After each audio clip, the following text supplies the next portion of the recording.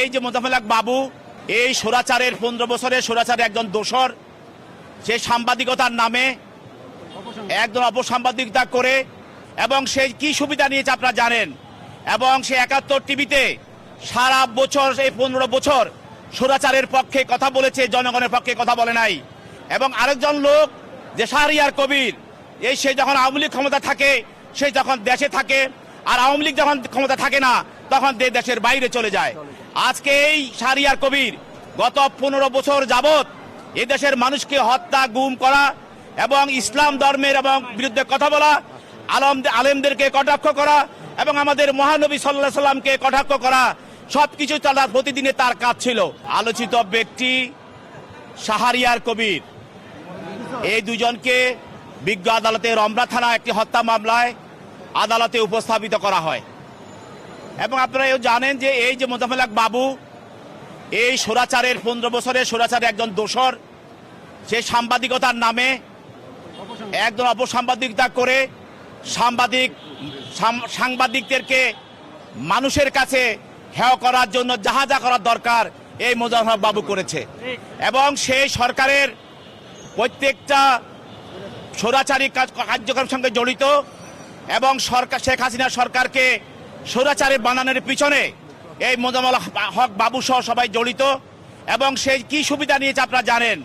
এবং সে 71 টিভিতে সারা বছর এই 15 বছর স্বৈরাচারের পক্ষে কথা বলেছে, জনগণের পক্ষে কথা বলে নাই। এবং সে এই স্বৈরাচারের দোসর হিসাবে তার স্ত্রীকে অপরাজিতা হক, তাকে 2 বার সে পার্লামেন্টের সদস্য বানিয়েছে সংরক্ষিত আসনে। এবং তার স্ত্রীর নামে সে পূর্বাচলে 10 কাঠা একটা প্লট নিয়েছে এবং তার নিজের নামে সে উত্তরাতে 7 কাঠা একটা প্লট নিয়েছে। এবং আপনারা এও দেখেছেন প্রত্যেকটি সাংবাদিক সম্মেলনে এই মোজাম্মেল হক বাবু স্বৈরাচারের পক্ষে জনগণের বিরুদ্ধে কথা বলে।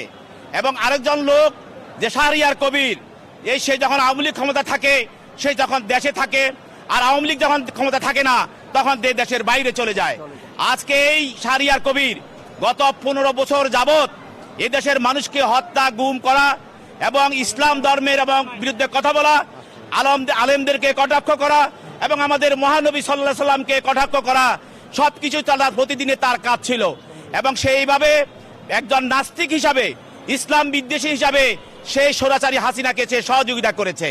এই দুইজন আসামিকে বিজ্ঞ আদালতে তদন্ত কর্মকর্তা উপস্থাপিত করেন এবং এই করেন একটি হত্যা মামলায়, যে হত্যা মামলাটা হয়েছিল শান্তিনগরের মোড়ে। সেখানে লিজা আক্তার নামে একজন আন্দোলনকারী, ছাত্র জনতার আন্দোলনকারী, সে নিহত হয়। এই গুলিবিদ্ধ হয়ে নিহত হয়। এই নিহত হওয়ার পিছনে এই দুইজন আসামি প্রাথমিক অবস্থায় তদন্তকারী কর্মকর্তা তাদের জড়িত থাকার বিষয়টা নিশ্চিত করেন এবং নিশ্চিত করার পরে তাদেরকে জিজ্ঞাসাবাদ করার জন্য এই হত্যার পিছনে আর কারা কারা জড়িত আছে এবং এই ইন্ধনদাতা কারা আছে, হুকুমদাতারা কারা আছে, নির্দেশদাতা কারা আছে এবং কাদের কারণে এই হত্যা সংঘটিত হয়েছে, এই সব বিষয়গুলিকে আর সামনে আনার জন্য তদন্ত করার জন্য তদন্ত কর্মকর্তা 10 দিনের রিমান্ড প্রার্থনা করেন।